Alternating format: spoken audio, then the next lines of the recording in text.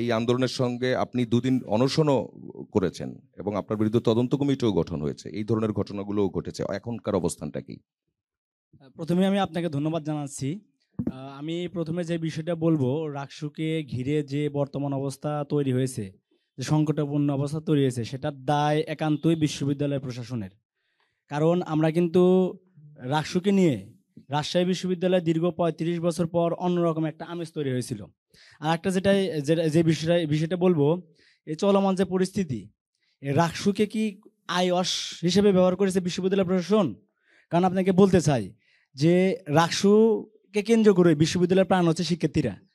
এই সব কিছু কিন্তু রাকসুকে কেন্দ্রিক হয়েছে, কিন্তু ভিতরে ভিতরে আমাদের বিশ্ববিদ্যালয় প্রশাসন কি অন্য কোনো তাল বাহানা করছে কিনা এটা আমার জানা নাই।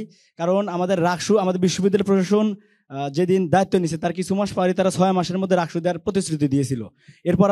এরপরে যখন তফসিল ঘোষণা করা হয়, ঘোষণা করার পর আমরা দেখি বিভিন্ন রকমের তালবাহানা। আমাদের নির্বাচন ছিল হচ্ছে 15 সেপ্টেম্বর, সেটাকে নিয়ে যাওয়া হয় 25 সেপ্টেম্বর। এটা কোন মদতে নিচ্ছে জানি না।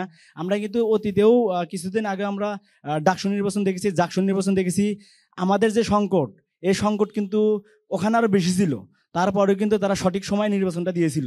তারা হচ্ছে কোন অদৃশ্য শক্তি বলে তৎকালীন সময়ে এই ডেটটা পিছিয়েছিল, আমার জানা নাই। এটা একটা বিষয়। আর একটা যেটা বিষয়, যে এখন যে বর্তমান পরিস্থিতি, আমরা চাই কি নির্বাচন হবে হচ্ছে সকলের অংশগ্রহণমূলক নির্বাচন।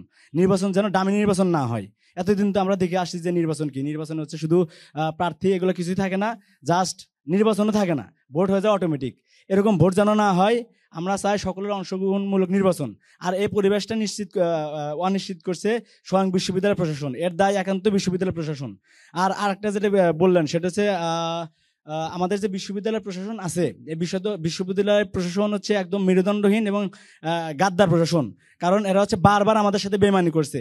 আর আমাদের যে চলমান পরিস্থিতি, এই পরিস্থিতির দায় একমাত্র হচ্ছে রাজশাহী বিশ্ববিদ্যালয় প্রশাসনের।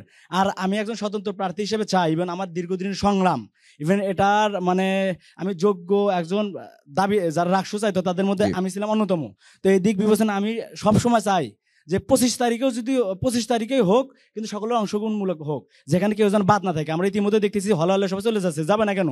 বিশ্ববিদ্যালয় প্রশাসনের অদূরদর্শী সিদ্ধান্তের কারণে মানে অন্যরকম একটা পরিবেশ সৃষ্টি হচ্ছে। সেখানে শঙ্কার জায়গা থেকে বিশ্ববিদ্যালয়ের শিক্ষার্থীরা বাসায় চলে যাচ্ছে। তো এই মতো অবস্থায় তো আমরা এখন যারা আছে, আমরা তো স্বতন্ত্র প্রার্থী হিসেবে আমাদের ভোটার কারা? ভোটার হচ্ছে সাধারণ শিক্ষার্থীরা। সাধারণ শিক্ষার্থীর উপস্থিতি নাই। এখন তো আমরা তো এইভাবে ছেড়ে দিতে পারি না, যাদের রিজার্ভ ভোট আছে তারা বিনা প্রতিদ্বন্দ্বিতায় জিতে যাক বা বিনা ভোটে জিতে যাক। জি।